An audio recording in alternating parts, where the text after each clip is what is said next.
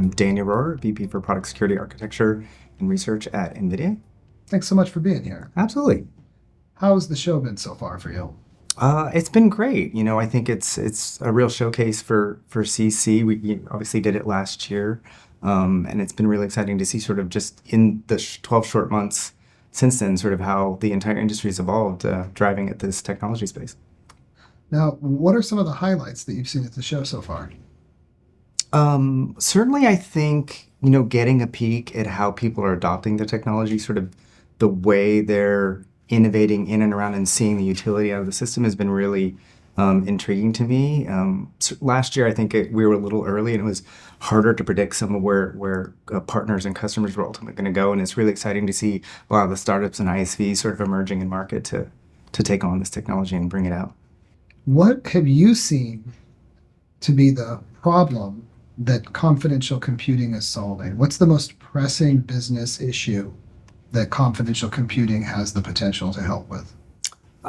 Certainly AI, I think, is part and parcel to a lot of the solutioning with confidential computing today. And where I see AI is really enabling a lot of access to data or extracting value from data in systems. It's been a really powerful tool, but it's been a powerful tool, I think, because a lot of organizations didn't have good control of the data, or many of the data they didn't think had value until recently, they never bothered to exert that control on. And the uplift to AI, I think, has exposed sort of that debt, which has made a lot of organization CIOs and others sort of anxious about moving quickly to AI. And I think confidential computing at that intersection has reduced a lot of those risks because you can encapsulate a lot of those workloads, accessing that data and the value of that data without sort of incrementally increasing your organizational risk in doing that, even despite the lack of formal data controls around those environments. We've seen universally people have adopted a variety, organizations, enterprises have adopted a variety of data obfuscation techniques. Talk a little bit about what that means. Like, if they're using data obfuscation, how effective is that? Well, I think it sort of speaks to the controls for those who had maybe a more mature view around data and data management. Obfuscation was a good technique, especially to address sort of regulatory concerns. But when the value of AI, I think, is really extracting the most out of that data. And what we're seeing is sort of a real tension, whether it's differential privacy or data masking or others. When you go to AI, you actually may reduce the efficacy of your AI models. So now we're in the space of interesting trade-offs. And I think, again, leaning into confidential computing as an alternative control to the data masking, you can get the most out of the AI models, get the best sort of results out of those systems, but still create the attendant controls that you need to manage a privacy or regulatory risk, or even just an IP general risk that may come from sort of coalescing the data into an AI model. Where do you see NVIDIA's strategy for confidential computing today? Like, where are you going from today in the next few years that you can talk about? I think we certainly started modestly as a foot forward. We're obviously the first GPU solution in market today that has huge advantages for AI, which drive pretty large workloads and scale out. And I think certainly addressing performance corner cases where they exist, especially in that sort of multi-node scale out, getting to larger scales. We heard, multiple people at the conference talking about sort of the exponential hockey curve, and making sure that the CC opportunities scale as the data sets and models scale as well, I think is going to be really important. And also just looking ahead a little bit about what confidential collaborations really look like. There's certainly the data collaborations, but even at a more fundamental level, we're a hardware company in building a lot of technologies and platforms as well. What would a networking device look like as a confidential enclave participant? How would you import a networking device or maybe a storage device? So really looking at sort of those next generation iterations of use cases and helping make sort of the general cloud scale sort of services that we're all accustomed to using today without CC, very natural extensions in a CC world. Where do you think the industry is going over the next, say, 5-10 years relative to confidential computing? Confidential computing. Again, I think those collaborative models, I think there's a lot of interesting, and we've heard some of those in healthcare and fraud detection and finance, where aggregation of data amongst parties that maybe didn't trust themselves or didn't have a basis to build trust around in those solutions, I think will be really interesting over the next couple of years. But I also see even outside of, maybe a step back from that model, just the ability to have the model ownership and trust different than the input output ownership and trust, different than the infrastructure ownership and trust, and being able to compose and recompose that into very different business models, different opportunities, I think is actually going to open up new markets that we've never even really conceived of before, which I think is really nice side effect of sort of the trust and attestation principles that come out of CC today. That makes a lot of sense. Do you see a future where there is even a concept of confidential computing? Like Mark Rusinovich was talking about this, that he foresees that it's just computing. It's just ubiquitous so that you don't see that. I like to think that will be the case. I think the reality is there's certainly compute costs that come with pervasive encryption and things that will always be in mind, and efficiency and sustainability are at the forefront of a lot of huge compute capacities. But I think certainly the costs will come down dramatically over the next several generations. The ease of deployment and complexity for people to access those capabilities, I think, will be a lot lower. So in that respect, I think the choice of CC or not CC is going to become a lot easier to make in the trade-off. And for many, I think, to Mark's vision, we'll say 95%, we'll probably just turn it on by default because that's the easy button. Yeah, it seems that way to me as well.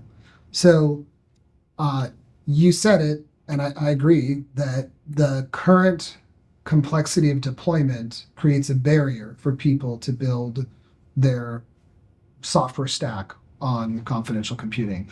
I don't want to put words in your mouth, but I think that's what you're saying. It's complicated. It isn't as complicated as it needs to be. I think, there's a lack of familiarity. I think part of what we're all about here at this conference and in various engagement with partners is, confidential computing is somewhat of a new concept. And, attestation is kind of a funny word sometimes to talk about, and people don't really know how do I participate in this. But, partners at the CSPs and others, I think, are really pushing that to the background. So it's very easy to engage on it. It's sort of a checkbox. Do I want it? Do I not? And working through that, I think, is going to take a little bit of time, but it's going to be a lot easier to access. I think complexity and scale out, 10,000 different keys for 10,000 different nodes. Conceptually, that's very complicated. I think we can build the abstractions that make it simple to interact with, but the complexity will be there. And that's really, I think, the burden for the likes of NVIDIA and the CSP partners to reduce that burden and carry that complexity for them. But in the end, that scale out should be a natural thing, just like the cloud is today. Yeah. And we have very few examples of software ISVs who've built applications for business users that have built on confidential computing. Obviously, Opaque, we have a business application for data scientists, data engineers, business analysts, but you don't see a lot of applications. Fast forward next year. Do you have any predictions? Do you think that there'll be more? And if so, what spaces would they be in, do you think? Well, I think like RAG, LLM, vector search is going to be a sweet spot for a lot of organizations because I see, global enterprises everywhere are digging in on that. And, even last year to this year, we're seeing more of those ISVs. For me, they're like a year behind that hockey stick. So as you say, next year, I anticipate a large fraction of folks sort of really engaging and, again, bringing those workloads, reducing the cost to activation for the global enterprises out there, many of whom, they don't have a CC team. There's no such thing. They just have a cloud team, right? Yeah. How do they bridge the gap between those two? And I think the ISVs will play, as they often do in those sorts of exchanges, an important role in that. We see new regulations emerging around AI like every week, Sure. Globally, whether it's in Europe or Asia or the United States. What do you see with trends related to regulations, and does confidential computing play a role in that? Certainly, I think those with a mature view, and we'll just take the classic regulated spaces. We'll say finance and healthcare, right? Who have very mature views around data and data controls. I think they're seeing CC as another tool in their arsenal to navigate those regulatory hurdles. I think there's a lot of interest from multiple organizations on the best ways to do that. We see lots of standards coming in. If you look at the standards and do comparisons, a lot of them are coming to broadly the same conclusions. CC and others are definitely something, even if they don't call it out explicitly, you can kind of read between the lines of, hey, these sort of privacy techniques are the things we want to see in this space. So in that respect, I feel like NVIDIA is very much aligned to providing the guarantees necessary to have a healthy and robust ecosystem that way. Do you foresee, this is something that Rusinovich has also said too, which curious your opinion on it. And we have a customer in the European Union who perceives this. The idea that sovereignty isn't about a geographic location, but it's about who owns the encryption key for the data. Sure. Do you see that as a possibility in the future for folks to think about data sovereignty relative to who owns the key? Certainly, I think it's an interesting argument, and I suspect across the various geographies that opinion will vary on that. And for my part, do people need access to compute? Yes. Is that compute likely to be distributed across the globe? Yes. Right. So a lot of people say, "Hey, sovereign compute." It's just compute for me, right? So really, it's what are their needs? How do we address their needs? The compute's obviously there. If we can provide and extend access to even more compute across the globe by navigating this hurdle with CC, absolutely, right? Why wouldn't we? But it's going to be, again, an individual choice. And I think that's enshrined a lot in the CC rubric a little bit is give the control to the application to apply the policy they need and assert that. And if their policy allows them to operate in an alternate jurisdiction under this constraint with the key management, and they can do that, and it brings their cost down or gives them the efficacy they need to run their workload, fantastic. Mark Papermaster, different Mark, was talking really passionately about his desire and AMD's desire to open source and create open standards so that CPU and GPU manufacturers can be interoperable around how we do attestation and some other things. Is this something that you see the GPU and CPU manufacturers actually being interested in collaborating around a standard so that you can write once? There are like everywhere? EAT and EAR standards that are already there. I think that's largely where we've been driving. I think Intel, and I'm not the attestation authority on my team, but there are standards in terms of how one encodes those. I think to the extent that those common standards support the CPUs and GPUs, mostly do today, based on my understanding, and extend that to networking devices, storage devices, as we capture those sorts of other sort of nodes of compute. Yeah, absolutely, we should have uniform standards. I think where the standards will get interesting is how do we write policies, right? The way you write policies in an Azure environment is different than in a AWS environment. It's different than a Google environment. And I think finding good useful abstractions to make policy assertions easy and straightforward is something certainly worth considering, but it feels like a lot of the attestation principles are going to be hidden behind the verification layers, and for the users, for the most part, they're not going to be exposed to that. The users will be exposed to the policies that they want to deploy.